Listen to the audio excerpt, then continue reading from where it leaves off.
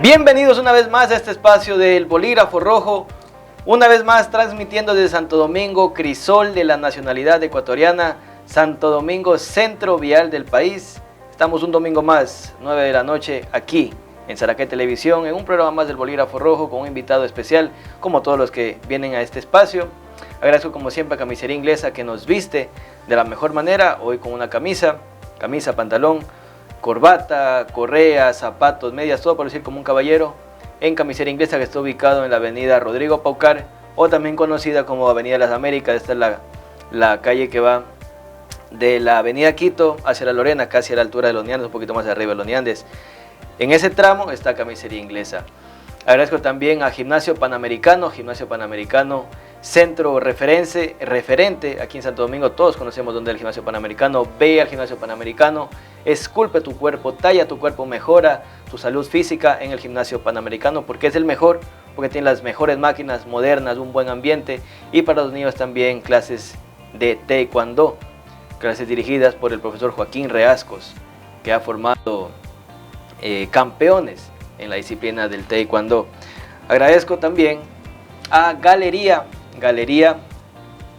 tienda de calzado para damas. Esto está en la avenida Riolelia.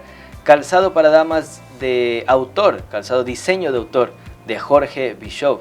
Entonces, si quieres asaltar tu dama, señorita, señora, ve a Galería, los mejores zapatos, zapatillas, botas, carteras, accesorios para lucir excelente y única. Sin más, porque hay bastante de qué hablar en este programa, tengo el gusto de tener en este espacio a una persona conocida por muchos, o a lo mejor no tan conocida, pero que cuando vayamos conociendo a lo largo de su vida y los proyectos que ha generado y lo que ha hecho, vamos a decir, él es una persona influyente y que ha aportado bastante al desarrollo de Santo Domingo. Me refiero, por supuesto, al economista Jaime Ruiz. Un gusto, economista. Gracias por haber aceptado esta invitación. Un gusto tenerlo aquí. Gracias a las órdenes de usted. Economista Jaime Ruiz, usted se va a Singapur y le preguntan ahí, ¿usted de dónde es? Yo vengo de Ecuador. ¿Usted qué es? ¿Usted qué dice? Yo soy político, soy constructor, soy economista, soy padre. ¿Cuál sería la respuesta que usted le da a ese agente de aduanas en Singapur? Yo soy emprendedor y de formación académica economista. Economista. Sí. ¿Graduado de dónde? Yo soy graduado en la Universidad Central del Ecuador, con mucho orgullo, y obviamente he realizado varios posgrados en algunos lados. Ok. Hay que ir, no sé todavía por dónde empezar la entrevista, si vamos por el lado empresarial, por el lado político, pero para que lo vayamos conociendo un poco más. Usted, santo domingueño que vive aquí, ¿conoce tal vez o ha escuchado de la urbanización Senya, que queda por la Lorena? Tal vez ha escuchado de la urbanización Ciudad Verde, que está por el bypass. Ciudad Verde, enorme. Los Almendros, casi digo, se me cruza el nombre con otro pajarito. Los Almendros. Y ahora están también formando una nueva urbanización que está aquí, diagonal o cerca de donde el complejo Ramia. Todo el mundo conocemos dónde es el complejo Ramia. Nexus Terra se llama, ¿no? Sí, la urbanización se llama Ciudad Sol. Ciudad Soles. Así es. Nexus Terra es entonces la empresa, ok, perfecto. Pero también podemos hablar de él en el ámbito político. Él fue 2 veces concejal de Quito, ha sido también 2 veces presidente del Consejo de la Concentración Deportiva de Pichincha y asambleísta constituyente. Entonces empecemos por donde yo siempre inicio preguntándoles a mis invitados. Usted evidentemente no es de aquí de Santo Domingo, pero igual que muchos que han venido acá a esta tierra a formarse, a buscar un destino aquí, le pregunto, ¿qué fue lo que hizo que don Jaime Ruiz termine aquí en Santo Domingo y haga todo su emporio, su empresa y su emprendimiento aquí en Santo Domingo? 3 razones fundamentales. La primera, de carácter emotivo. Mi padre, don Alberto Ruiz Flores, un empresario dedicado a la agricultura, al comercio en la sierra, siempre habló de Santo Domingo como la población de prosperidad, de crecimiento, de desarrollo, que él le hubiera gustado siempre desarrollar su actividad en Santo Domingo. No lo hizo, el mundo le llevó, la vida le llevó a trabajar en la sierra. Segundo punto, cuando me graduaba de economista en la Universidad Central, tuve la oportunidad de hacer mi tesis sobre la economía del desarrollo del noroccidente de Pichincha. Y esto llegaba hasta, en esa época, hasta Patricia Pilar, llegaba hasta la zona de Puerto Quito y toda la zona posterior que llegaba casi a Esmeraldas, toda la zona del noroccidente, pasando por Nono, Nanegalito, Pacto, Gualea. Mi tesis fue la economía del desarrollo, es decir, cómo el crecimiento, el desarrollo y la acumulación a través de un proyecto financiado por el BID se implementó en esta zona, que fue un primer apalancamiento para mejorar la calidad de vida de esa gente. Segundo elemento, mi actividad académica. Y tercer elemento, el deporte.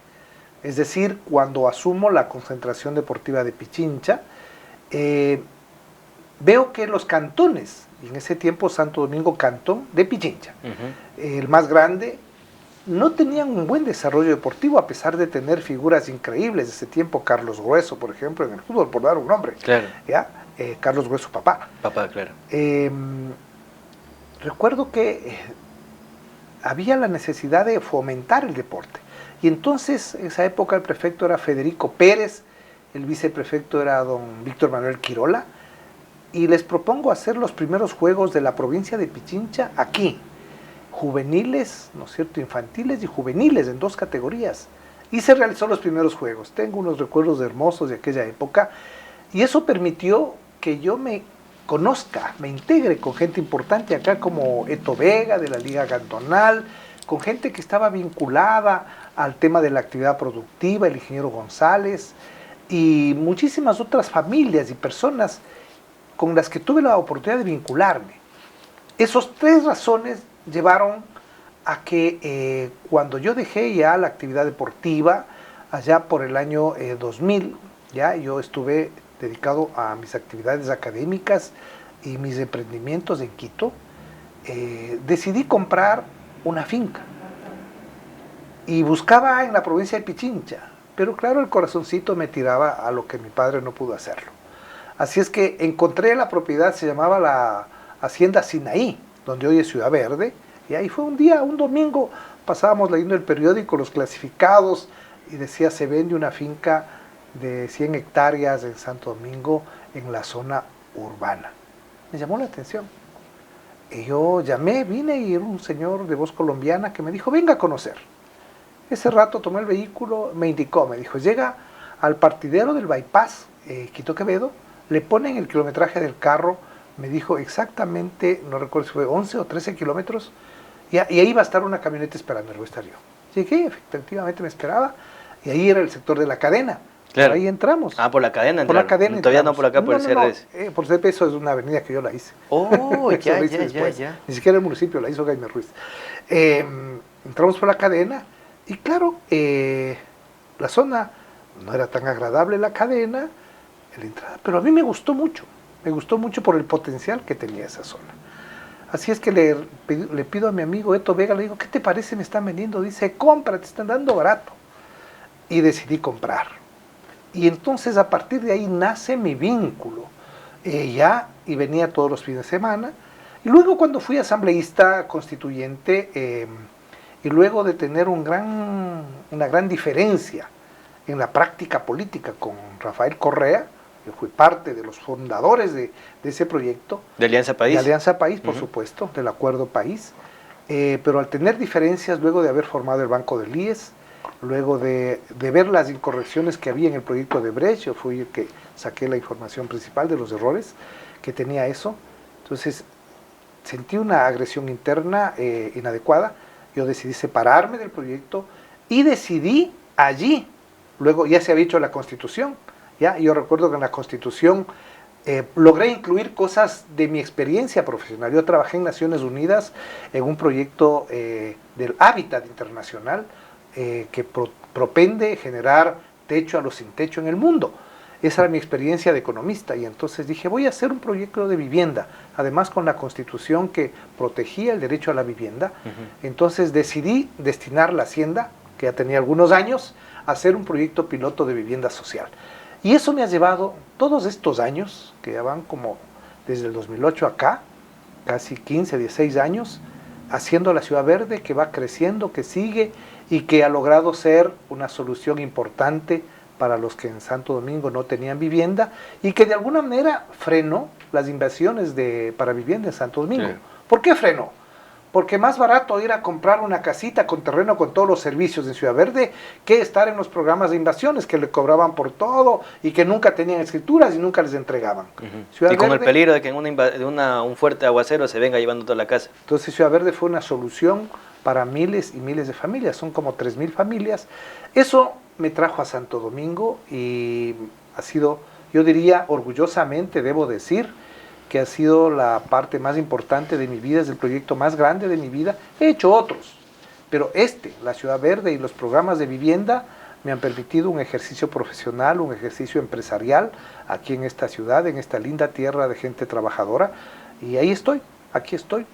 Gracias por su invitación. Luego viene Senya, viene Los Almendros y ahora Ciudad Sol. Pero hay algo que me llamó la atención, don Jaime, y es su vínculo, porque la gente también le va a interesar y esto pasa en todo el país, cuando alguien nombra, dice esas dos palabras, RC, y anduvo con él. Cuénteme cómo fue ese vínculo que usted tuvo con él, cómo es que usted lo conoce, se juntan, trabajaron juntos un tiempo y luego se desvinculan, ¿por qué razón? Usted me tira la lengua para decir cosas que quizá no suelo comentar. Es que hay que decirlas, pues. No suelo comentar. Rafael Correa se incorpora al proyecto de cambio de este país por invitación de Alberto Acosta, de otras personas, pero antes de ellos, ya muchos profesionales acá y mucha gente que estábamos comprometidos con el cambio de este país, cansados de la elección y votada de presidentes. En un corto periodo hubo 7 presidentes y la salida de don Lucio Gutiérrez. Ese momento, y cuando asume el presidente Palacios, ¿ya? Yo regresaba de un doctorado, pasé 4 años estudiando en la Complutense de Madrid. En el 2006 yo regresaba con una buena formación, ventajosamente. Estuve preparado para poder aportar a mi país. No me quedé, a pesar de las ofertas de quedarme en España, decidí venir a lo poco que aprendí, a venir a entregarle a mi país. Y montamos el proyecto. Empezó a trabajar y ahí aparece Correa, alguien le trae a Correa para presentarnos a Rafael Correa. Este es el hombre, este es el candidato. ¿No fue Gustavo Larrea? Gustavo también estuvo ahí, pero el Gustavo también le conocí yo ahí en el proyecto. Viene y obviamente catedrático de la San Francisco, nacido en Guayaquil, simpático, buen discurso, inteligente. Cuando yo tuve la primera reunión con él, no tuve buena sintonía, nunca tuve buena sintonía. Incluso yo por 15 días estuve en el Buró Nacional, en la Secretaría, en la Avenida Los Chiris, pero yo no aguanté 15 días, porque yo tuve el criterio de que el proyecto que cambiaba el país no debería hacerse con redentores supremos, claro, con salvadores, sino siempre pensé que debería ser el sentido común, el consenso, el pacto social entre todos los actores para sacar entre 10 cabezas un mejor proyecto con una planificación de largo plazo. Y ahí chocamos con Rafael. Entonces yo definitivamente pues no tenía una buena relación. Sin embargo, estuve allí. Y aquí en Santo Domingo la gente que recuerda sabe que cuando vino Rafael yo lo recibía, porque yo era el director de país en Santo Domingo. Y los 2 primeros eventos que le hicimos en el Indio Colorado, recuerdo, fueron eventos masivos, espectaculares, que quedó impresionado el candidato Correa. Y claro, dijo, ¿quién hizo? Jaime, realmente deberías venir a ayudar a dirigir la campaña nacional, porque obviamente yo vine a ayudarles acá. Estuve empujando aquí en Santo Domingo, que hay gente muy, muy interesada, un grupo muy lindo que se formó allí, pero empezamos las diferencias ahí con Rafael en la práctica política. Entonces yo fui autoseparándome de Rafael, y claro, ya en Montecristi tuvimos muchas diferencias. Yo soy el autor, el que se puso al hombro la creación del Banco del IES, para que la plata del IES, que beneficiaba solo a los banqueros, también beneficie a todos los afiliados, que no se lleven los recursos solo ellos. De tal manera que todas estas experiencias y vivencias nos acercaron y nos separaron efectivamente del señor Correa, y ahí está, pues yo decidí en el 2008 salir, dar un paso al costado. Y dije, no va más país. Y hay quienes dicen, hablando de quienes estaban también en ese momento, hay personas que han dicho, y está aquí usted para que lo desmienta o aclare en tal caso, dicen, no, Benítez fue perfecto, pero por Jaime Ruiz. Jaime Ruiz fue el que lo puso ahí. Benítez está metido en la historia, o su versión de la historia. Alguna vez que lo entrevisté, él decía que conoce a Correa, y que Correa dijo, tú vas a hacer. Pero hay también gente que dice, no, Benítez fue perfecto porque Jaime Ruiz lo puso ahí. ¿Qué de cierto hay en eso? Me hace hablar usted del asambleísta Benítez. La única verdad que le puedo decir es que Benítez tuvo un pésimo aprendizaje de la política. Él es precisamente la expresión de esos políticos que aprendieron lo malo y poco de lo bueno. O sea, Benítez un día llegó, ya teníamos la sede, llegó con unos muchachos y me dijo, economista Ruiz, yo soy de un grupito que se llama La Mancha Verde, quiero que me reciba para apoyarle a usted y al economista Correa. Y le dije, ¿y tú qué haces? Entonces me dijo que él se dedicaba a, creo, actividades pecuarias, porque era zootecnista, pero que quería dedicarse a la política. Entonces yo le dije, ven a trabajar conmigo, porque además necesitaba trabajar. Y él trabajó en la campaña. O sea, yo le pagaba los ingresos a él, yo tengo hasta ahora los cheques del Produbanco, ¿ya? Pero también, como yo financié la campaña, yo le daba a él los recursos. Y realmente el error de él siempre fue que no le gustaba rendir las cuentas adecuadamente. Y como yo le dije en una reunión pública, dije, mira, lo primero para un cambio en este país es aprender la ética de lo público. Y bueno, pues cuando ya ganamos las elecciones, antes Giovanni y todo el grupo, pues yo vivía por aquí cerca, venía todas las mañanas, me traían el pan, usaban mis carros para la campaña, era un tipo muy trabajador. ¿Campaña muy para la prefectura de él? No, campaña. ¿Para qué? La campaña para Correa. Ah, ya. La campaña para Correa. Un tipo muy trabajador, eso sí, muy dedicado a las cosas, pero claro, ya ganamos las elecciones y yo me fui a Montecristi de asambleísta, entonces ellos dijeron, no, el economista aquí nos controla, hay que tratar de zafarnos de él. Entonces vino una regulación de que los asambleístas dejemos la dirección de los partidos en cada provincia y armaron ellos el partido. Yo estuve en desacuerdo con eso y claro, y entonces tomaron sus caminos de manera inadecuada, yo diría inapropiada, y buscaron el camino más cercano a sus visiones del futuro de la vida desde la política y claro, no predicaron bien las cosas. 10 años o 8 años en la prefectura de Giovanni, creo que muy pocas cosas se hizo. Se perdió la gran oportunidad de cambiar las cosas en la provincia y creo que Giovanni carga ese lastre, ese peso y ha vuelto a la asamblea demostrando que la ideología para él no es importante. Y la ideología sí es importante porque usted no puede estar mañana con un discurso neoliberal, con un discurso socialista, con un discurso de Herodes a Pilatos, ¿no es cierto?, de acuerdo a cómo aparezca el sol ese día. No, la política es la responsabilidad social, el sentido común sobre cómo resolver las cosas y creo que eso lo ha hecho a él pues un tipo que busca siempre crecer y ahora le veo haciendo propaganda por la universidad. Está bien, pero yo creo que lo más importante es pensar en la educación. ¿Qué pasa con la educación en el Ecuador? Aquí en Santo Domingo tenemos 16 universidades particulares y tenemos varias universidades públicas y extensiones de universidades públicas, pero la calidad de esa educación es pésima. ¿Qué pasa con todos los chicos graduados del Instituto Sáchila acá? ¿Dónde está la inserción de ellos al mercado, a la empresa? ¿Dónde está el vínculo de ellos con las actividades pecuarias, agropecuarias, las actividades industriales y comerciales de Santo Domingo? La educación anda por un camino y la empresa por otro camino. Y eso tiene que corregirse, eso tiene que cambiarse.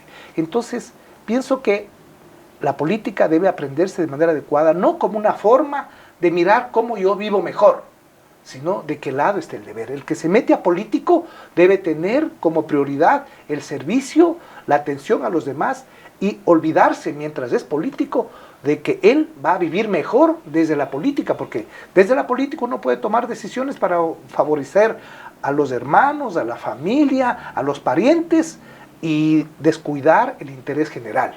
Y la política no es otra cosa sino el arte de pensar en el vivir mejor entre todos, manteniendo una conducta ejemplar. Nadie debe señalarle al político con el dedo, porque el político, como en otros países, el político que infringe las normas, que se va por el camino equivocado, es desaparecido definitivamente del escenario político. Aquí no. Aquí el político, mientras más se vincula a los hechos de corrupción, pues más camino tiene. Sin embargo, ojalá esto cambie. Hoy parece que hay un sacudón en la política ecuatoriana, ojalá eso ocurra. Pero regresando a su pregunta, creo que el señor presidente Correa generó un mal ejemplo a los jóvenes para que ingresen en la política, solo les hizo pensar en tener una referencia de que si me meto a la política voy a ganar buenos sueldos, voy a comprarme un carro, voy a comprar un departamento, voy a mejorar.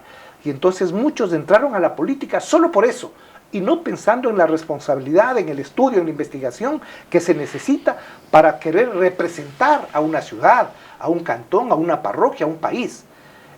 No puede ser político quien no conoce, quien no tiene dotes de estadista, quien no tiene dotes de conocer a profundidad los problemas económicos, sociales, culturales que tiene su comunidad. Entonces hoy político es cualquiera, y eso es un desprestigio que ha generado la mediocrización del accionar político en nuestro país. También hablábamos tras cámaras que, y aprovechemos mientras estoy hablando para ver si me ayuda apagando el teléfono, puede ser que el error de Correa haya sido, lo hablábamos tras cámaras, que él siempre quiere tener la razón. Él dice, yo digo que las cosas son así, y no le gusta que venga otra persona y le corrija, peor en frente de más personas, porque él se siente como que lo hicieron quedar mal, como que él es bruto, como que qué pensará él, ¿no? No acepta que se ha equivocado. Y no tenía la idea o el proyecto de lo que iba a ser el país, y cuando llega a ser presidente, como no tenía idea de lo que iba a hacer, entonces se dejó marear, se dejó llevar por estas mafias, y de qué mafias también estábamos hablando. ¿Cuál fue el error o en qué momento usted dice, ahí fue que Correa perdió el control totalmente del país? Cuando hizo qué acto o qué hito histórico es que usted dice, ahí fue que Correa perdió los cabales o el control del país. El poder descompone a las personas cuando no tienes tú la condición suficiente, la madurez y los valores bien afincados en tu vida para no ceder ante las tentaciones del poder.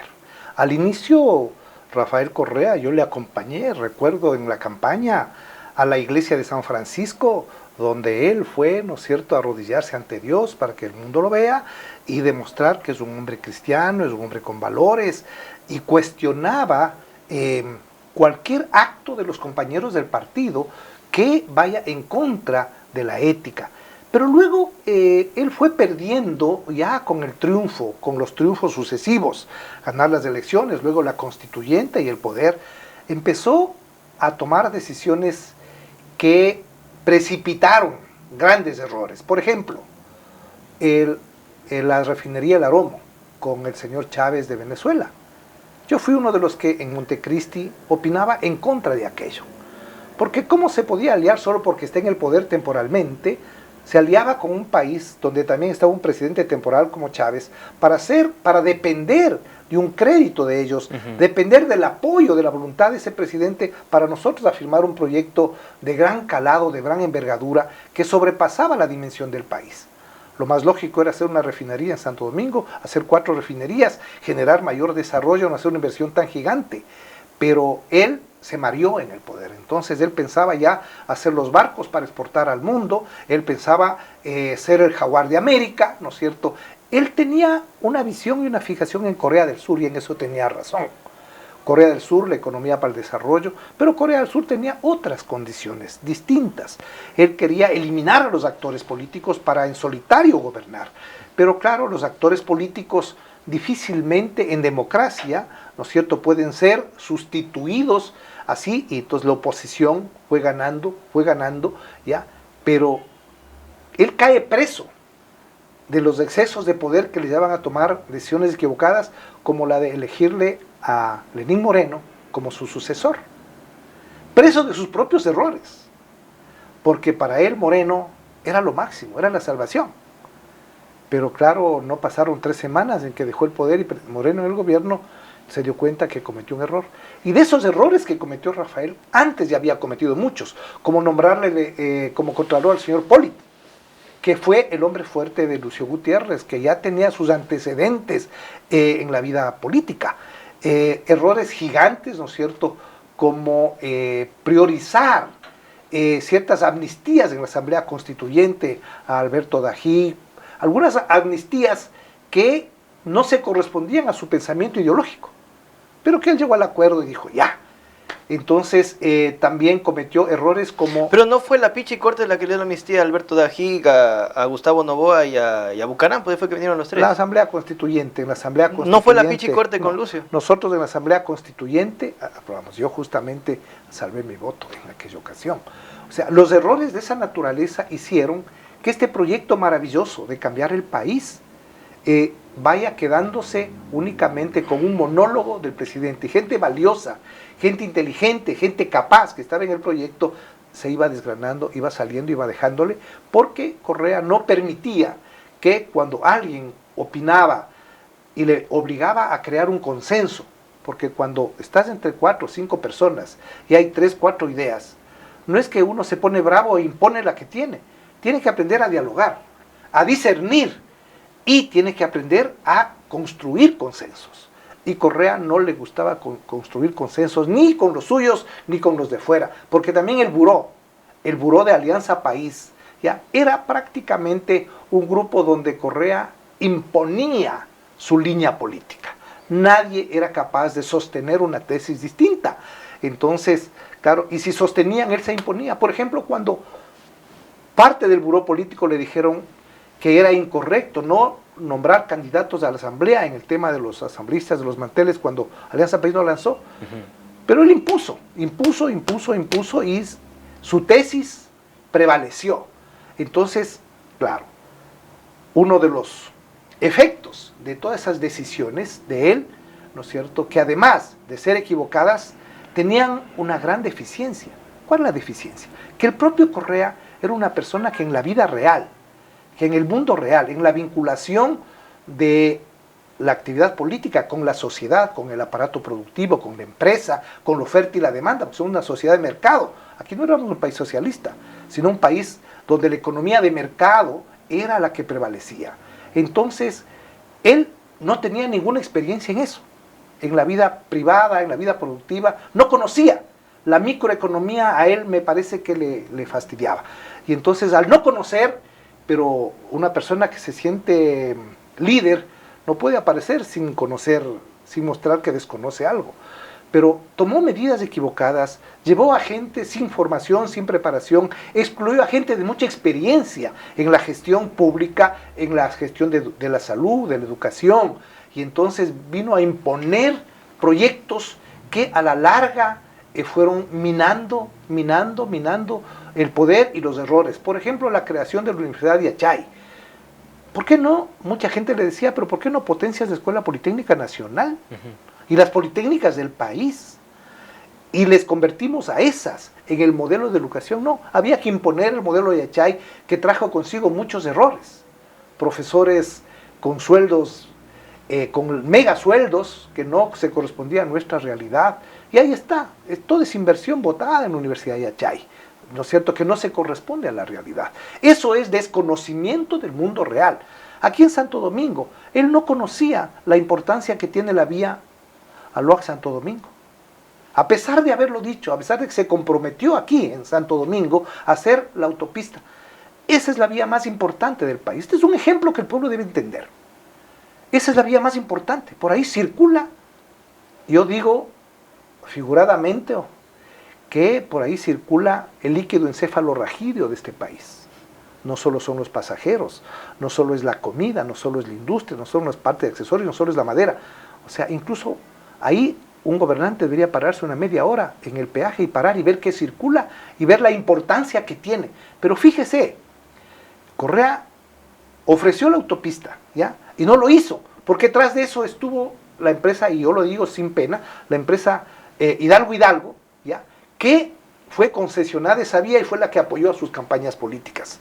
Y entonces, a pesar de haberse comprometido, no hizo la autopista. Y hasta ahora vivimos la vía de la muerte. Hace poco murió una persona acá atrapada por las piedras, la esposa de un gran funcionario de acá de Santo Domingo. No puede ser. un espacio de 50 metros que no pasaría de costar unos $200,000, ¿ya? En la vía principal del país, cuando hay otras vías donde tienen estabilizado el talud, con hormigón soplado, con mallas, las vías del aeropuerto, está bien, pero ¿por qué no la más importante? ¿Acaso somos hombres de segunda, la gente que produce la riqueza de este país en esta zona del trópico húmedo? Esos errores cometió el presidente Correa. Las vías se hizo, vías hermosas, pero lo más importante, no la hizo. El tramo más importante del país no lo hizo.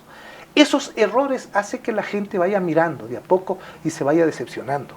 Claro que hay gente que son seguidores de Correa y van a seguir por siempre, como hasta ahora hay seguidores de Velasco Ibarra o de Jaime Roldós, porque este país es así. Pero la mayor parte de los seguidores de Correa son gente que de una u de otra manera recibieron los beneficios de ciertas políticas sociales de Correa, en educación, en salud, en empleo. Creo que Correa abrió, en el periodo de él ingresaron más de 200,000 personas a trabajar en el Estado. No estoy seguro de la cifra, pero es una cantidad así. Amplió el Estado de tal tamaño, porque esa era su concepción, de que el Estado, a diferencia de los neoliberales, que le quieren achicar, hay que ampliarlo. Lógicamente hay que ampliar un Estado para que cumpla su responsabilidad, pero no porque hay que ampliarlo, sino porque hay una necesidad del país. No puedo ampliarlo por ampliarlo, no puedo meter gente por meterlo. Entonces ahí viene la ideologización de las acciones, de las decisiones económicas, de las decisiones políticas. Y la economía buena que debió tener este país no la tiene. Tuvo suerte el Rafael, porque su periodo se hubiera cortado, no hubiera durado ni los 10 años, si es que no teníamos el boom del petróleo y de las materias primas que permitieron que este país tenga ingresos, pero súper extraordinarios, un petróleo de más de $100 que no estaba previsto para nada. El crecimiento, que no es producto del acierto de él ni de sus políticas, fue producto del crecimiento de la China, que demandaba más petróleo, que demandaba más materias primas. La demanda en el mundo se abrió y obviamente nosotros seguíamos proveyendo materias primas y venían ingresos. Pero en lugar de haberle convertido, por ejemplo, a Santo Domingo en la provincia exportadora de la carne, exportadora de todos los productos que tiene, de los productos de la palma, de los productos agroindustriales, de fomentar una línea de crédito directa, de armar una escuela tipo Zamorano acá, claro, que eran las cosas lógicas. No lo hizo. Él dijo, no, Santo Domingo no es tu universidad. Y entonces esas decisiones equivocadas, autoritarias de él, ¿ya?, hizo que obviamente se vaya deteriorando. Y claro, yo en el 2008 ya decidí separarme, dije, no voy más con ellos, porque creí que se iban a perder la gran oportunidad de transformar el país. Tuvieron en sus manos la oportunidad. Y hoy vivimos lo que vivimos, que también es consecuencia de ellos, y luego las decisiones inapropiadas que han habido en estos últimos periodos de gobierno, y nos tienen en la situación tan difícil que vive nuestro país, donde la mayoría de la población quiere irse de aquí. La mitad del país, si hay oportunidades, quiere irse del Ecuador. ¿Qué queda del Ecuador? ¿Qué quedaría del Ecuador? Parte de esa responsabilidad está en quienes tomaron las decisiones económicas, los políticos y los economistas, como yo, que estuvieron tomando decisiones y que no tomaron las mejores decisiones. Y entonces vivimos los efectos. ¿Qué hacer, me dirá usted, señor Velastegui? ¿Qué hacer? La única salida es la que la experiencia del mundo enseña. Un país cambia, un país pobre se vuelve un país sustentable, se vuelve un país rico, donde la población mejora sus ingresos, cuando se planifica a largo plazo y cuando los actores políticos, los actores económicos, los actores sociales, los banqueros, la iglesia, acuerdan un pacto social, un proyecto. Aquí sí queremos el país de aquí a 30 años. Todos unidos vamos a trabajar por eso, más allá de las ideologías. Todos unidos. Nadie se sale de este libreto, nadie va a bailar otro ritmo que no sea este que camina hacia allá. Es la única forma. Hacerlo por un mecanismo autoritario, democrático, ya, ese es el desafío que tiene la sociedad ecuatoriana, pero sí hay salida. Pero entonces usted no descarta que pueda ser un modelo autoritario, puede ser democrático o autoritario, pero siempre y cuando vaya en bien del país. Yo no, más que autoritario, yo diría con autoridad, porque hay una equivocación de pensar que la democracia no genera autoridad y que democracia es contrario a autoridad, todo lo contrario. Muchos piensan que democracia es el relajo, que es el libertinaje de la política. Todo lo contrario. Usted puede mirar que países con democracia representativa como la nuestra, regímenes presidenciales o regímenes parlamentarios como tiene Europa, ya han logrado su desarrollo, un gran desarrollo. Vaya a ver el debate, en España nomás ve el debate, el nivel del debate. Ve a los países nórdicos, ve a Dinamarca, ve a Nueva Zelanda, ve a esos países cómo han logrado mejorar el nivel del ingreso de su población, la calidad de vida de su población. Países que no tienen ni la 10ª parte de la riqueza que tiene este país. Porque con democracia, con autoridad, han logrado transformar. El autoritarismo es lo que también hacía Correa o hacía Pinochet. Perseguir a los opositores, negarlos públicamente, ¿no es cierto? Atacarlos públicamente y tratar de eliminarlos de la escena política. No es así no se hace, no se construye un proyecto de consenso. Debemos reconocernos que somos diversos y que los diversos tenemos opiniones distintas y que la única forma es ser deliberantes, sentarnos en la mesa, conocernos, poner nuestros puntos de vista, es la única forma de poder construir una alternativa de país. Caso contrario, seguiremos marchando como el cangrejo. Hablemos de ideología. Hace un momento atrás usted nos hablaba de que, tomando el tema como ejemplo a Benítez, que estuvo de aquí para allá en la ideología neoliberal y el socialismo, pero y también hablábamos en las cámaras de los economistas, los neoliberales y los socialistas, pero usted, ¿en qué punto se sitúa? Porque mientras está hablando, yo estoy tratando de descifrar y digo, chuta, pero ¿por dónde va él? Me dijo que era de izquierda, pero también me dice que el tamaño del Estado no se debe ampliar, o al menos no, sí, porque el socialismo dice que el Estado debe abarcar todos los espacios económicos, productivos, sociales, culturales del país. Pero entonces, ¿cómo se conjuga un modelo económico en el que fortalezcamos lo bueno que tiene la derecha o el capitalismo, pero también lo bueno que puede tener el socialismo o la izquierda? A ver, ese es un debate equivocado. Ese es un debate equivocado que se ha puesto en el tapete por parte, sobre todo, de los neoliberales, que a partir de la década del 40, cuando el famoso Bretton Woods, cuando se crea el Banco Mundial, el Fondo Monetario, después de la Segunda Guerra y la recesión, ¿no es cierto? Entonces empiezan a generar un discurso liberal, del liberalismo económico, del dejar hacer, dejar pasar, de las libertades del mercado, ¿ya? Y empiezan a diseñar un modelo para nuestros países, pero no para sus países. El ejemplo claro, Estados Unidos. ¿Dónde se ha desarrollado la mejor educación del mundo? Estados Unidos. ¿Eso se llama qué, socialismo o estado de bienestar? ¿Dónde tenemos la mejor educación del mundo? Japón. Japón no es un país socialista. ¿Ya? ¿Dónde está la mejor cobertura de salud para la población en un país? En los países del primer mundo, Alemania, Francia, Italia, ¿no? ¿Dónde está la mejor cobertura de salud para el derecho de la población a vivir con salud, con educación, ¿no es cierto?, con bienestar? ¿Dónde hay países que la desocupación es pagada con una renta mínima básica? Es decir, usted deja de trabajar, mañana ganaba $1,000 y mientras deja de trabajar bien estado y se toma tus $1,000 hasta que encuentres nuevo trabajo. ¿Estados Unidos mismo? Claro, sí. Entonces, ¿eso qué es? Un estado de bienestar que mientras ellos lo practicaban, a nosotros nos obligaban a que no. Ahí viene la ideología. Ahí viene, o sea, las conveniencias. Entonces, nuestros países lamentablemente han seguido ese discurso ideológico del modelo neoliberal. La respuesta, la contestación, no ha sido un modelo socialista tampoco. Yo no creo en el modelo socialista como tal. Yo creo en el estado de bienestar.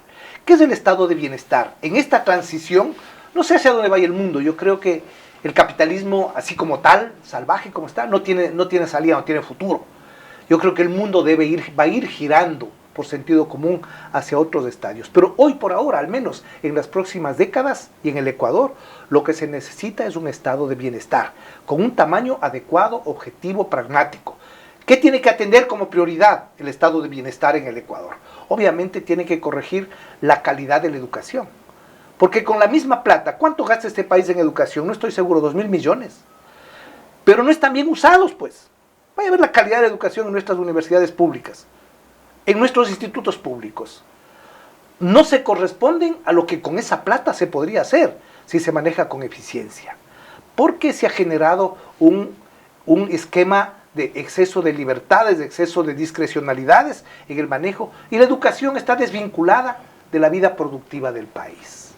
En materia de salud, Fíjese usted, el modelo de salud acá se gastan igual 3.000 millones de dólares en salud, en nuestros hospitales, y la salud no sirve.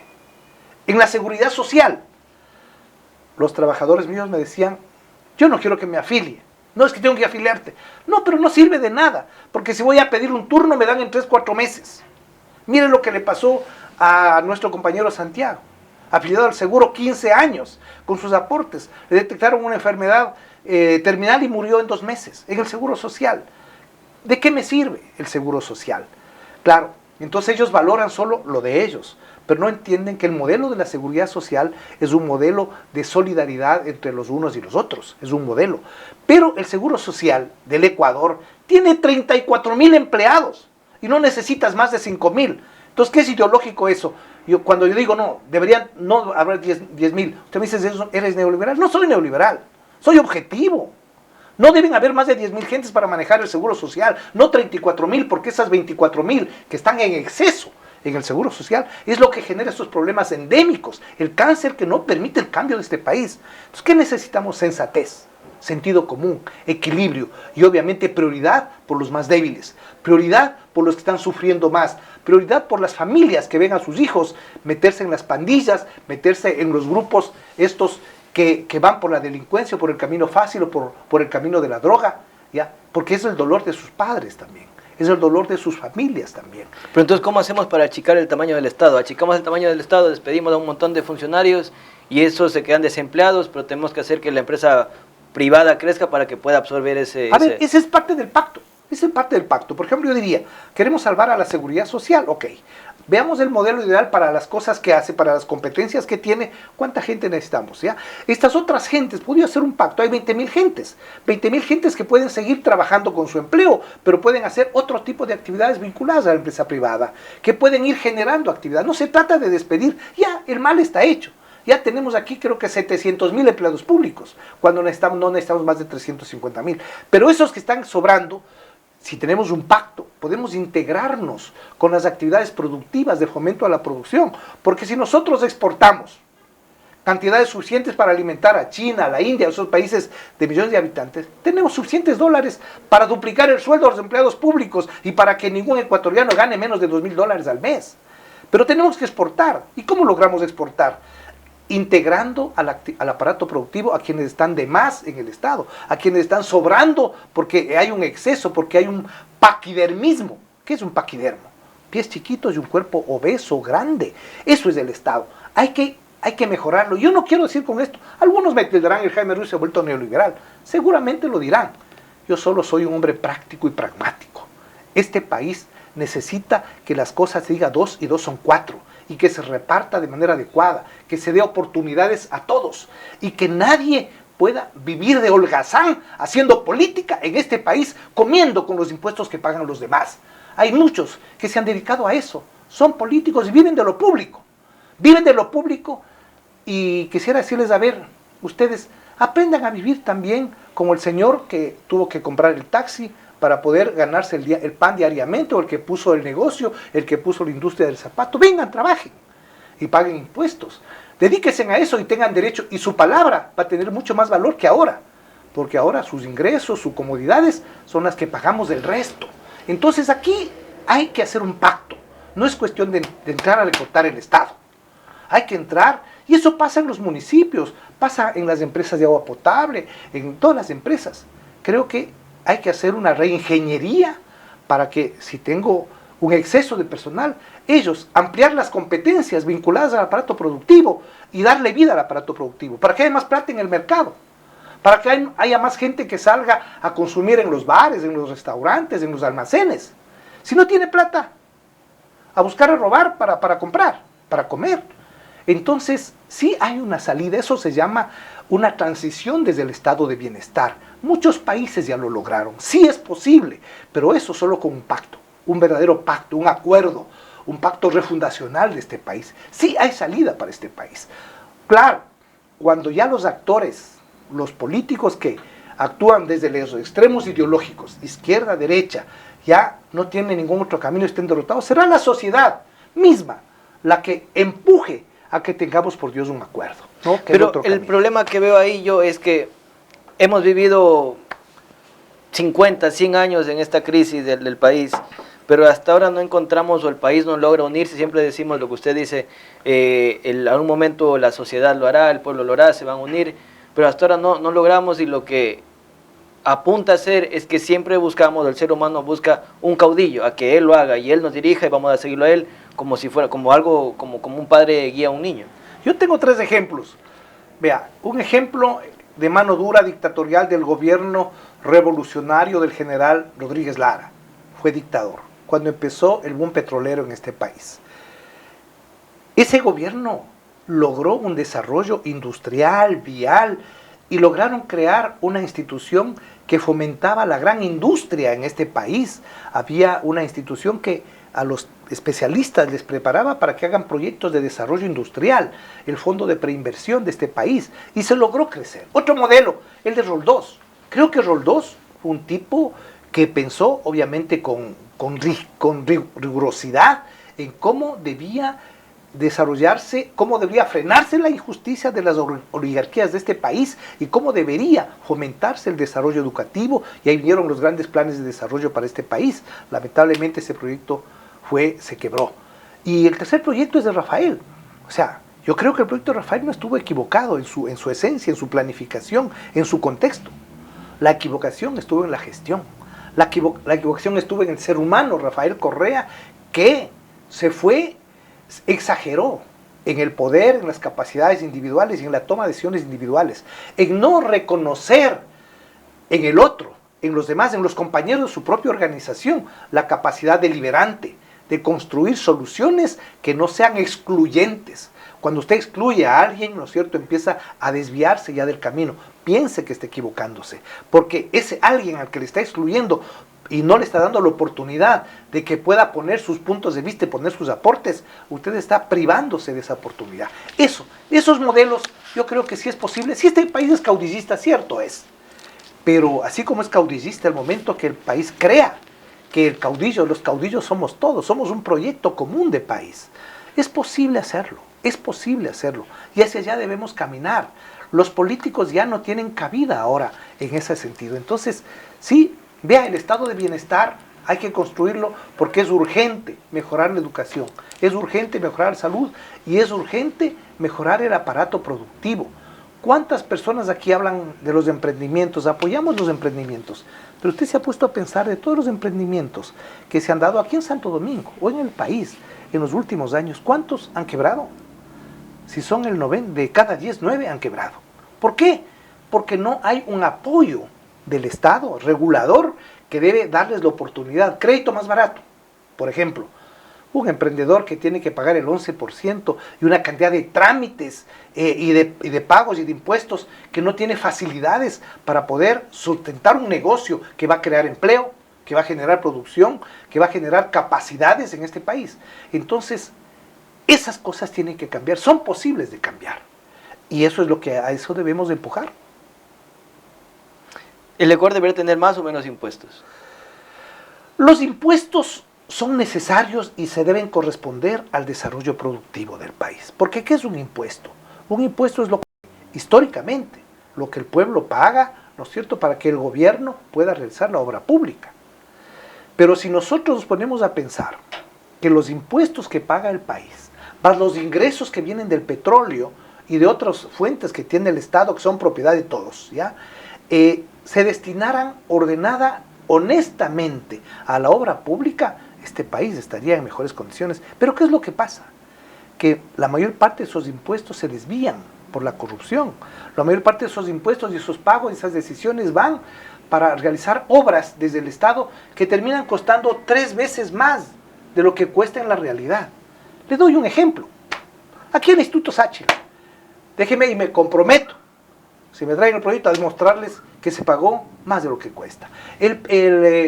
La plataforma económica de Quito, ese edificio gigante del Amazonas, eso costó 4 veces más de lo que realmente cuesta. ¿Y dónde están esas 3 veces más?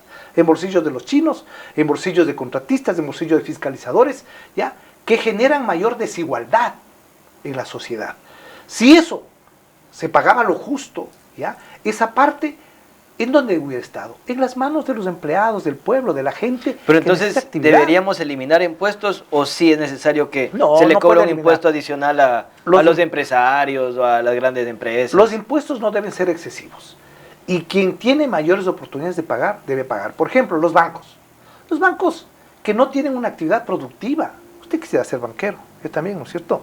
O sea, sin hacer nada. Abramos una cooperativa. Sí, sin hacer nada. Las cooperativas son otro esquema, no son los bancos. Las cooperativas son ahorro, crédito solidario. Pero ¿y no tienden a crecer mucho y luego convertirse en un banco? Algunas sí se van por ese camino porque no está bien regulada la ley y no cumplen con la ley.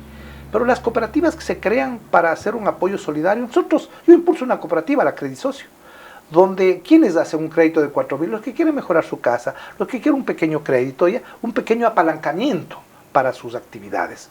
Pero en cambio el banco grande, los 3 o 4 bancos más grandes de este país, lo que hacen es coger la plata del Estado, del uno, ¿no es cierto?, y colocarle a tasas altas de interés. Y obviamente esos beneficios son sus ganancias, es el producto de su gran gestión. Son eficientes empresarios. Empresarios que dicen, este año ganamos 200 millones de dólares. Somos los mejores empresarios del mundo. Qué maravilla, ¿no? Cuando la Constitución de la República, la Constitución del 2008, creo que en su artículo 269, si mal no estoy, dice que los servicios financieros y la banca son servicios de orden público. O sea, es casi equivalente al servicio que el Estado le da a usted en salud, le debe dar en educación de calidad, le debe dar también en sistema financiero. Es decir, el Estado debe facilitar ese ahorro obligado que tiene la gente en el seguro, en los pagos de impuestos, ya debe convertirle una parte en créditos productivos para la gente. Pero el Estado debe ver, aquí en la zona de la Concordia, en la zona de la Vía Quevedo, en las zonas de desarrollo productivo donde se produce harto maracuyá. Es decir, ahí hay 500 productores de maracuyá. El Estado debe poner los técnicos, decir, a ver, hace falta aquí crédito para mejorar tu semilla, para mejorar tus fertilizantes.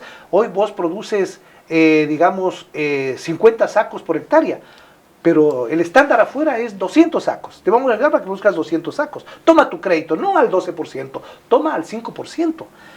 Esas políticas los banqueros no quieren que hagan. Conmigo los banqueros son enojados porque yo impulsé el Banco Líes.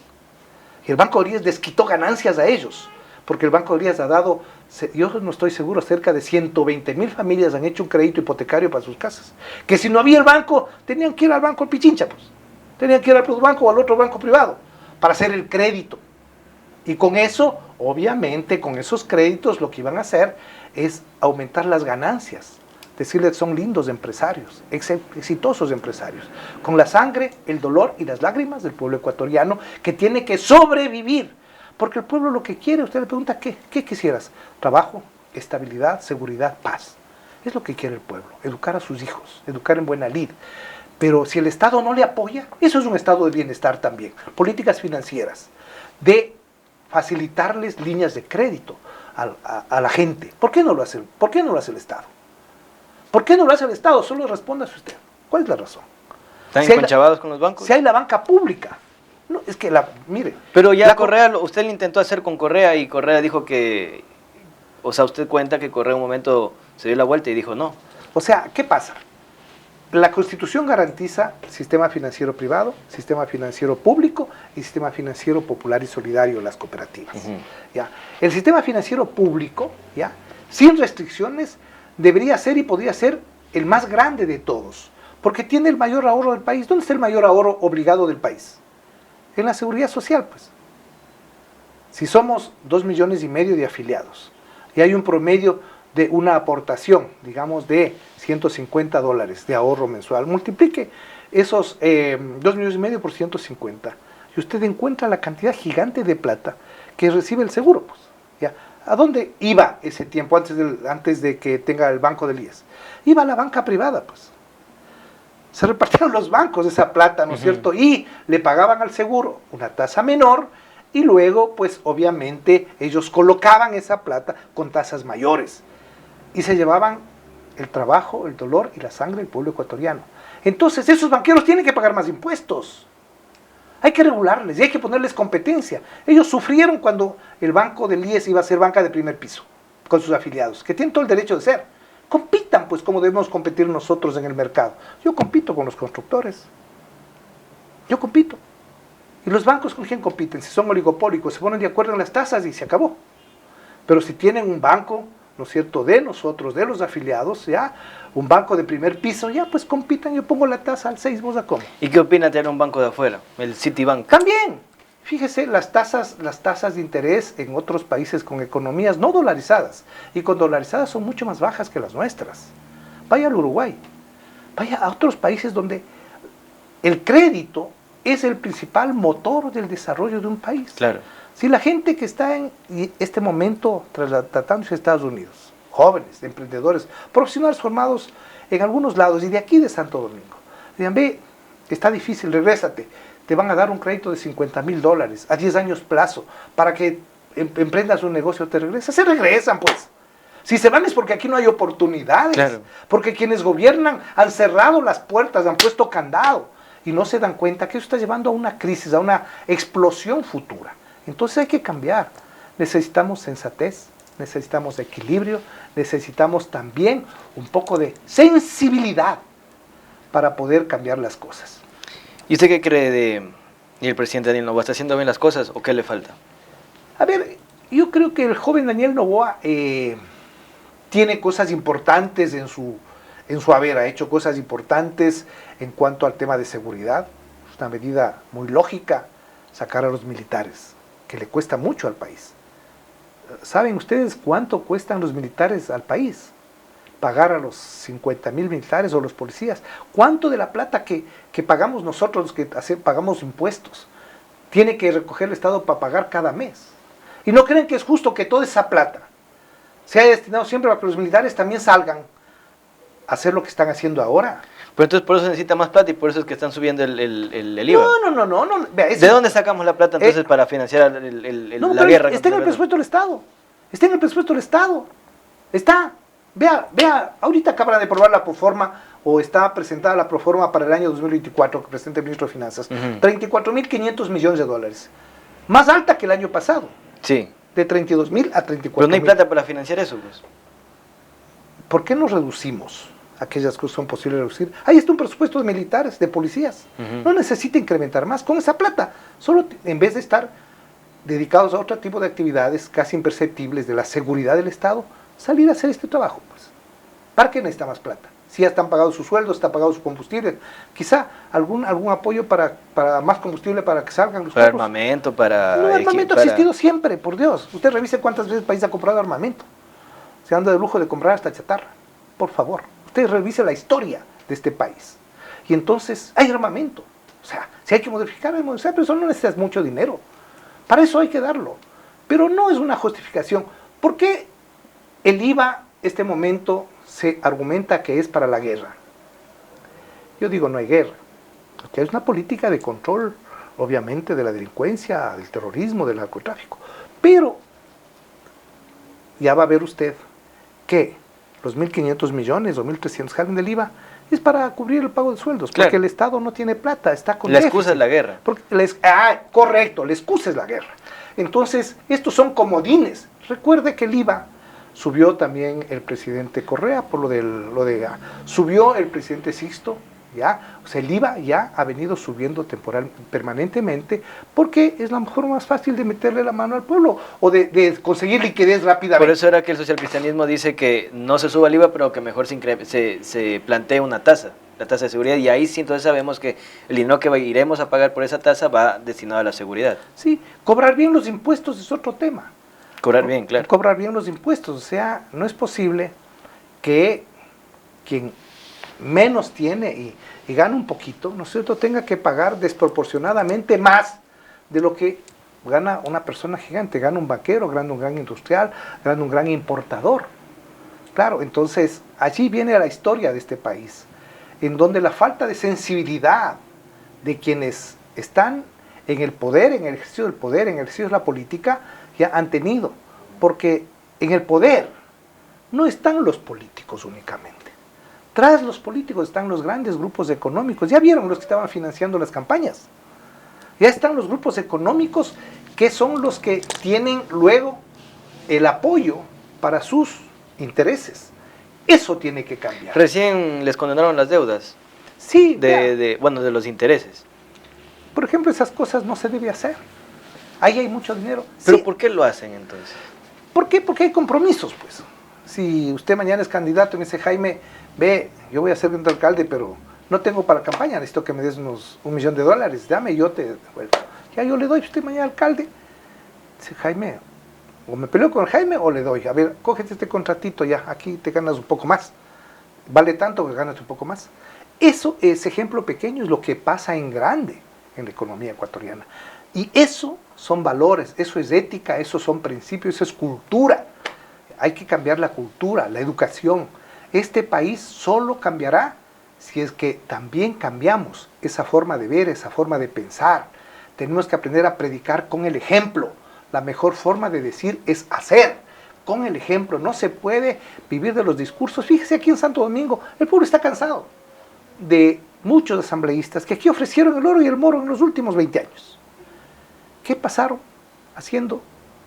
Fueron a negociar, fueron a hacer cosas, aquí venían a nombrar a los directores de los hospitales, a poner a sus parientes. Eso es la vergüenza de la política ecuatoriana. Eso tiene que cambiar. Hablemos, se nos está yendo el tiempo, pero no quiero dejar pasar el tema deportivo y las federaciones deportivas. Hoy estuvo usted en una radio hablando de las crisis que están sufriendo las federaciones deportivas del país. Hablemos del caso de Santo Domingo. O en general, ¿por qué las federaciones deportivas están en crisis? ¿Cuál es la causa, el motivo, la razón o la circunstancia que hace que las federaciones estén en esta situación penosa? Primero ubiquémonos. ¿Qué son las federaciones? Las federaciones son organismos sin fines de lucro. Son como una suerte de fundaciones por sus estatutos. Dice, la Federación Deportiva de Pichincha o de Santo Domingo es un organismo sin fines de lucro, de derecho privado, ¿no es cierto?, que está integrado por los distintos deportes, el fútbol, el básquet, el ciclismo, la natación, ya, es un organismo privado, ya. Lamentablemente, y esto es una crítica que lo hago con mucha fuerza, en el año 2010, cuando el presidente Correa aprobó una ley que salió del Congreso, que la empujó en ese tiempo el ministro del Deporte de aquella época, ya, para poder controlar, porque no controlaba ya casi todo, no al deporte, para poder controlar esos organismos privados los volvieron estatales. Es decir, ¿qué quiere decir? Que quienes tomaban las decisiones ya no eran los deportes y los dirigentes, sino era el Estado. ¿Cómo tomaba el Estado las decisiones? En el directorio dijo, me ponen 4 representantes del Estado, de 7 miembros, la mayoría. Entonces, con la mayoría de 4 votos, de 7, nombraban administrador, decían que se hace, que no se hace, ¿no es cierto? Y era el Estado, que no le bastaba con todo lo que tenía, eliminó el voluntariado deportivo, la esencia del deporte. Esta ciudad, vea, tiene gente que ha apoyado al deporte con mucho desinterés. El Leto Vega era uno de ellos, ¿ya? Pero antes había muchos otros que apoyaron.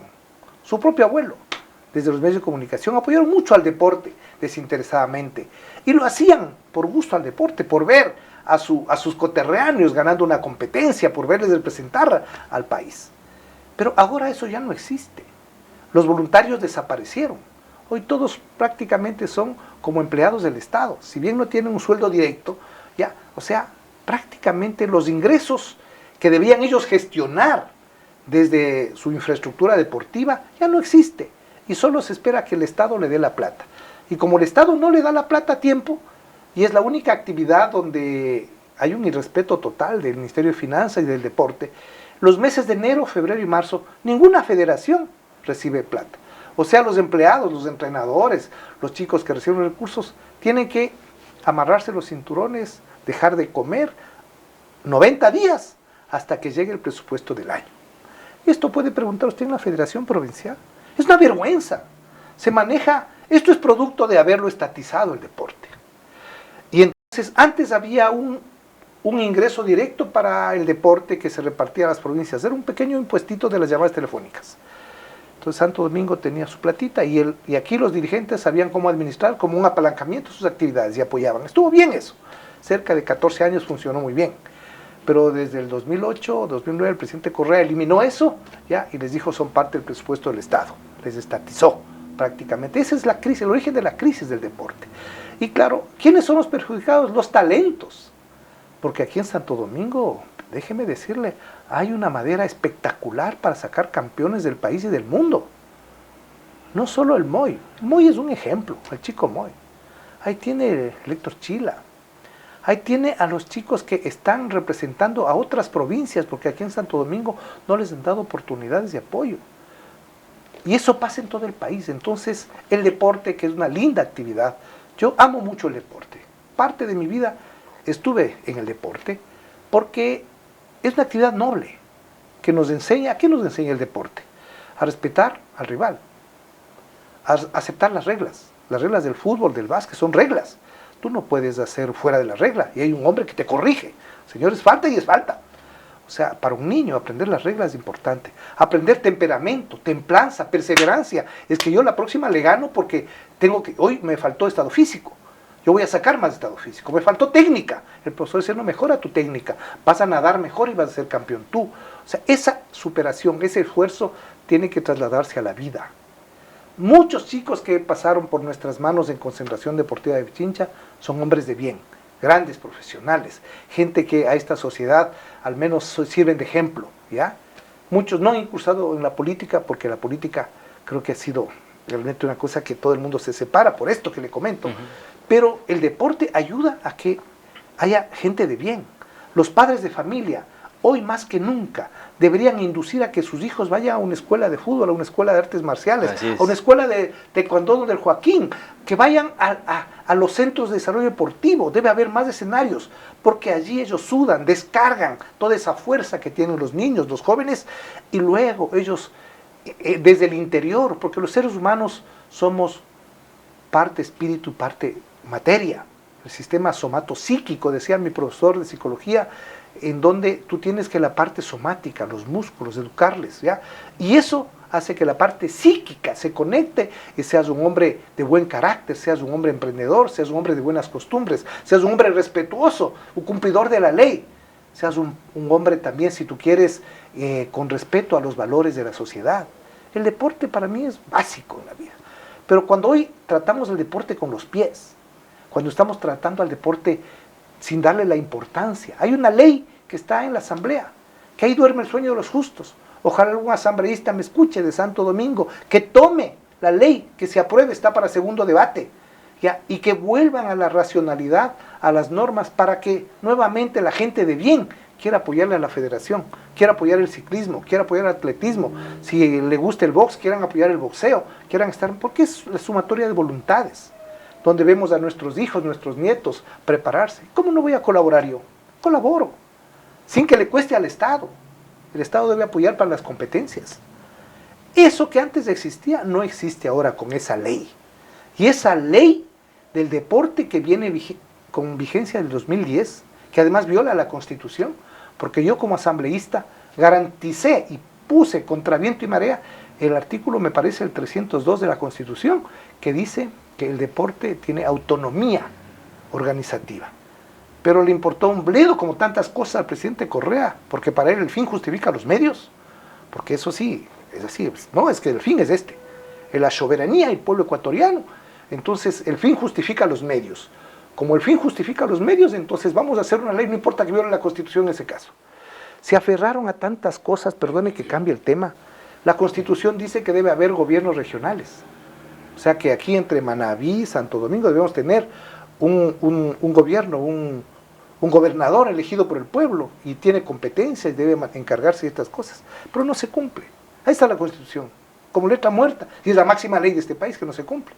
Hagamos un amparo para exigirle al gobierno que cumpla, ¿no? Entonces tantas cosas que se hicieron mal, que vienen desde el abuso, ¿no es cierto?, del poder, desde el autoritarismo que impone, porque muchas voces le decían no, pero ellos se encargaban de tapar esas voces, porque el fin justifica los medios. Yo voy a ser el jaguar de América. Claro, no se daban cuenta que había recursos. En la época que ya Correa se quedó sin recursos, el 2017, tuvo que volverse a endeudar. Y no se olvide que en el 2009, ya 2008 y 2009... No pagaron la deuda. No es que no pagó la deuda, compró toda la deuda y nos quedamos sin deuda. Se debía creo que 10.000, 12.000 millones. Dijeron que no vamos a pagar la deuda. Entonces Todo el mundo quería vender la deuda del Ecuador a la mitad. Entonces salió a los mercados Patiño con su gente y compraron la deuda. Y entonces con la mitad de plata pagaron toda la deuda. Eso hicieron, ¿ya? Puede ser una medida inteligente, chévere, ¿ya? Para dejar sin deuda al país. Porque había plata, pues. No es que ellos no creían en la deuda. Luego en el 2016-17 nos dejó, yo creo que el presidente Correa nos dejó con 25.000 millones de deuda ya, porque quería seguir manteniendo el ritmo de obra para que la gente le crea. Entonces, vengan, me endeudo, vengan chinos, con unas deudas irresponsables. Esperando a que otra vuelva a subir el precio del petróleo para poder tapar el hueco. Claro, y vender petróleo a precios exagerados. Ahí es cuando demostró Correa su ineptitud en la vida práctica de entender los negocios y la vida. Ahí demostró su inexperiencia frente a la vida. Ahí demostró su subjetividad. Y yo lo digo con énfasis. Hoy puedo hablar, usted me ha tirado la lengua, señor Verástegui, a los años, porque yo no he querido hablar de estos temas, pero es la verdad. Eso es lo que me dice a mí, lo que me ha dictado la vida. Es decir, yo sí fui parte de ese proyecto, pero yo salí a tiempo. Y salí cuestionando porque no estaba de acuerdo con los excesos. Yo creo en la deliberancia, yo creo en el debate, yo creo en que 3, 4 cabezas, por más distintos que seamos, debemos hacer el esfuerzo por encontrar la solución al tema. El momento que yo te impongo la solución a ti, tú mañana te preparas para darme la cabeza. Y el otro igual. Entonces, así el país no va a ninguna parte. Aprendamos de la cultura de los pueblos, aprendamos del Japón, aprendamos de Corea del Sur, aprendamos de los países nórdicos que nos dan ejemplos. Muchos ecuatorianos, una ecuatoriana que me compró una casita acá, hace poco se fue a Suecia. ¿Ya? Allá, en medio de los fríos, encontró trabajo en una escuela y me decía, qué distintos de estos países, cómo ha cambiado mi vida, cómo no quisiera que estas prácticas vengan al Ecuador.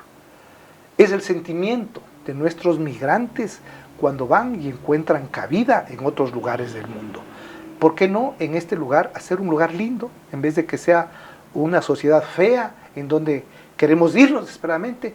¿Por qué no nos esforzamos entre todos, gobernantes, gobernados, indios, cholos, blancos, negros, ricos, pobres, en diseñar un país al menos vivible, al menos tranquilo, al menos menos injusto, con un poco más de equidad, con un poco más de responsabilidad social? Excelente.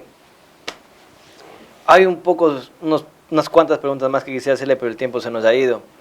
Hablando acerca de las federaciones y del deporte, pero será para otra ocasión. Me comprometo a invitarlo para volver a hablar y seguir hablando de estos temas. Unas 2 últimas preguntas cortitas antes de retirarnos. ¿Cómo no? De todos los partidos que hay en el Ecuador, partidos y movimientos, ¿hay alguno que a usted le llame la atención? No. Con el que medio sienta algo afinidad, tal vez el Partido Socialista, tal vez Izquierda Democrática. No. Los partidos, los partidos nunca cumplieron, ninguno cumplieron la función que la ley que les creó dice. ¿Qué es un partido? Un partido es una correa de transmisión entre la sociedad y el Estado. Es la organización que procesa las demandas de la sociedad, que forma cuadros, que forma estadistas para elegir el gobierno. Ya, ninguno ha hecho eso. Los partidos son una suerte de grupos de gentes, ¿no es cierto?, que manejan cual si fuera un club, una mafia, por decir en algunos casos, ya, y compran candidaturas, y entonces no cumplen. La ley de partidos existe, el Código de la Democracia, que también fue ideologizado perversamente para que haya sobrerepresentación de un partido. Entonces tiene que cambiarse, esta sociedad tiene que cambiar la ley de partidos. Lamentablemente sin democracia no hay país, hay que construir democracia, pero no esta democracia de papel, esta democracia que tenemos. Los partidos son el soporte de la democracia. Tenemos que crear nuevos partidos, y para que hayan partidos de verdad, tienen que ser partidos que nazcan de la sociedad. De ideología. La ideología es la de la vida, es decir, viene de la necesidad de resolver los problemas. No es otra cosa, la ideología no es otra cosa que usted piensa que resolver es de una manera, y yo pienso que es de otra manera. Discrepamos, usted cree más en un fundamento y en otro fundamento para resolver. Ya, pero sí creo que es posible, bueno, vamos a un punto medio, encontremos entre tú y yo. No es otra cosa más la ideología. El sueño de resolver una sociedad de una manera y el de otra manera. Pero no por esos sueños podemos radicalizar al país y hacer que esas ideologías lo que hagan es por atacar a los otros, puedan hundir al país, empantanar al Ecuador como se lo ha hecho. Entonces, no, yo no creo en los partidos de ahora, yo creo que hay que cambiar la ley de partidos, ¿ya? Y no debería permitirse el exceso de representaciones políticas, porque ese exceso de representaciones políticas ha hecho que se compren partidos, que se compren en el Tribunal Electoral firmas para legalizar un movimiento, ¿ya? Y eso solo sirva para hacer negocio en las elecciones. No, por Dios, los partidos son y deberían ser históricamente en democracias, son la expresión de la voluntad, la vivencia, la vida de los pueblos. Hay partidos tradicionales. En sociedades como Estados Unidos hay muchos partidos, pero prevalecen dos. En España prevalecen, ¿no es cierto?, el PP y los socialistas, hay otros, ¿ya? Pero son la esencia de una sociedad con una tendencia, con una trayectoria, con una cultura. Aquí, dígame cuál. Dígame cuál. Entonces, porque además la ley que les regula a ellos también fue tergiversada. La otra pregunta. Yo pensé que la respuesta iba a ir por otro lado, pero entonces ya la segunda pregunta se me cae, pero tengo que reformular la segunda pregunta. No? ¿Habría la posibilidad de que usted lo veamos alguna vez en la papeleta, hacia la presidencia o hacia la asamblea? Déjeme contarle algo. Es una experiencia personal. Porque le pregunto eso Hace porque... 7 años me propusieron que me lance a la alcaldía. Bueno, siempre me han planteado acá. Yo lo pensé. Me reuní con un grupo de profesionales acá y armé un proyecto que en esa época se llamaba Santo Domingo al año 2030, que contemplaba actividad productiva, actividad industrial, desarrollo urbano, planificación global, y no tengo todavía ese plancito. Incluso llegué en algunos casos a la prefactibilidad. Allá teníamos los primeros estudios del gran plan industrial, el gran parque industrial de Santo Domingo, ya la gran plataforma. Tenían los estudios de todo lo que serían los sistemas de transporte con energías limpias en la ciudad. O sea, proyectos de largo plazo. Todo armado. Ya. Entonces ya les invité a mi casa, les di unas cervecitas. Ya, y ya gritaba, ahí ve el alcalde, gritaba que ya faltaba un año para las elecciones. No estas ni las anteriores. Pero ya tomamos una cervecita, muchos santodomingueños, y que no todos, pero algunos vinieron a decirme, ya, compañero alcalde, no era ni candidato, estábamos pensando. Yo quiero ser director administrativo, hermano, te garantizo tanto de plata y si me das el alcalde. Yo quiero ser el director de la policía, yo quiero ser el tal, te garantizo, hermano, ya pegó los tragos. Entonces yo dije, nunca más les volví a llamar. Y decidí por ahora no intervenir en la política en Santo Domingo, porque dije, una persona no puede cambiar Santo Domingo, ni un país. Son los equipos. Yo creo que aquí hay que tratar de crear grupos bien formados, ¿ya? Para que ese grupo, 10, 15, 20 gentes, con buena moral, con buena ética, con un compromiso firme, militante, ¿ya? Dicen, a ver, vamos a pelear por la alcaldía, pero la ganamos, vamos a hacer esto.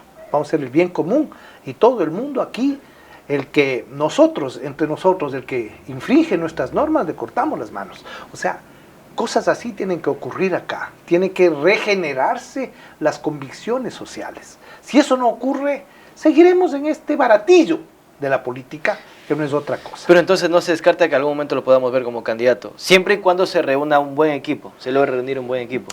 Verá, la política ha sido parte de mi vida. Yo tengo 3 ejes en mi vida, 3 ejes. Es como una mesa de 3 patas, no de 4. La una ha sido siempre la parte política. La otra ha sido la parte económica, sustentable, porque me ha gustado depender por mí mismo. A los 15 años me separé de mi padre y decidí y me monté y me he fajado solo. Y he hecho lo que he hecho y tengo mi actividad económica solvente, gracias a Dios.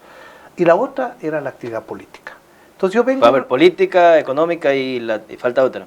La actividad política, Ajá. ¿ya? La actividad económica y la actividad académica. Académica. ¿Qué es la académica? O sea, en la actividad política yo empecé a los 9, 10 años siendo presidente de mi escuelita, ¿no es cierto? Luego fui presidente del grupo juvenil de mi barrio, del consejo estudiantil, de la Federación de Estudiantes, fui dirigente en la universidad, después fui presidente de la Asociación de Ligas Parroquiales, luego fui concejal, vicepresidente de concentración. O sea, esa es la beta política, de servicio a la sociedad. Ahí están las obras que yo he empujado con alma, vida y sombrero. El Coliseo Rumiñahui es un ejemplo. Yo como vicepresidente, con el presidente Salazar, levantamos la lucha. Y Quito, que no tenía hasta esa época un estadio, un coliseo, no tenía piscinas olímpicas como Guayaquil. al presidente Febres Cordero. Le pedimos y Febres Cordero dijo, sí chicos, tienen razón, les doy, y ahí empezó el Coliseo. Obras en bien de la sociedad, es decir, la vida deportiva me llevó, la vida política también, ¿no es cierto? Ya, la vida económica sí, me tocó trabajar, hacer mis pequeñas empresitas, mis emprendimientos, y desde el año, voy a confesar algo más, el año 2008, cuando ya me separé de Alianza País, y me sentí perseguido, dije, ¿qué hago? Me vuelvo empresario. Y de ahí acá es todo el grupo empresarial Nexus que tengo aquí en Santo Domingo, en Quito y en Puerto Viejo, donde centralmente estamos en la actividad de la construcción, tratando de generar vivienda de interés social para la gente. Y nos ha ido bien, gracias a Dios.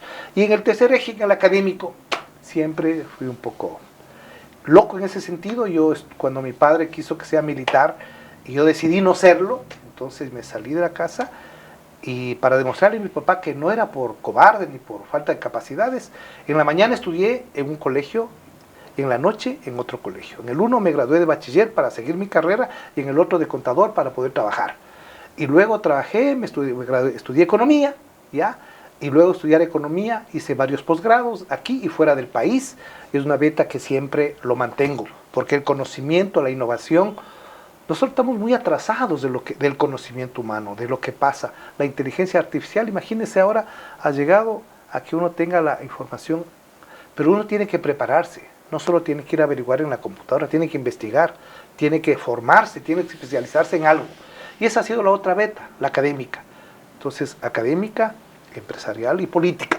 Y con esas me he mantenido y desarrollo mi vida.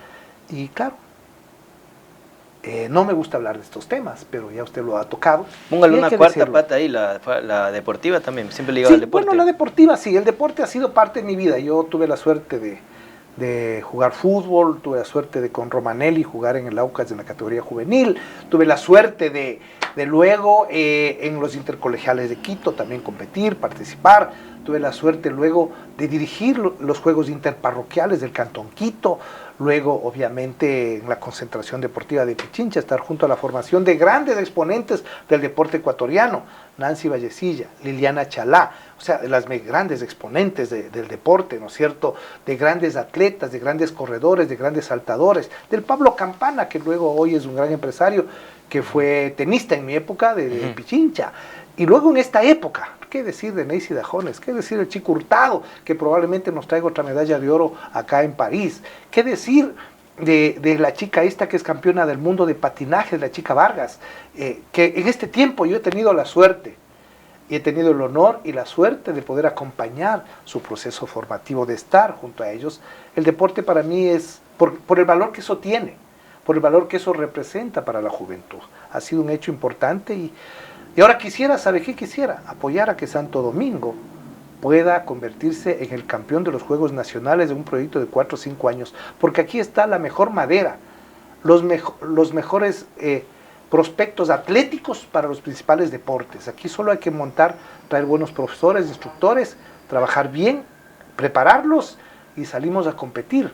Y realmente Santo Domingo va a dar mucho que hablar. Debe ser lo que Cali representa para Colombia, campeón de Juegos Nacionales, debe ser Santo Domingo, campeón de Juegos Nacionales del Ecuador. Lo mejor, la mejor juventud deportiva debe estar aquí, porque Santo Domingo, como usted lo dijo al inicio, es un emporio. Santo Domingo, que tiene esa capacidad de recibir a la gente de todo el país. Santo Domingo es el modelo donde se puede gestar el cambio de este país, porque aquí están dadas las condiciones. Y creo que ese es el mensaje para la juventud santodomingueña.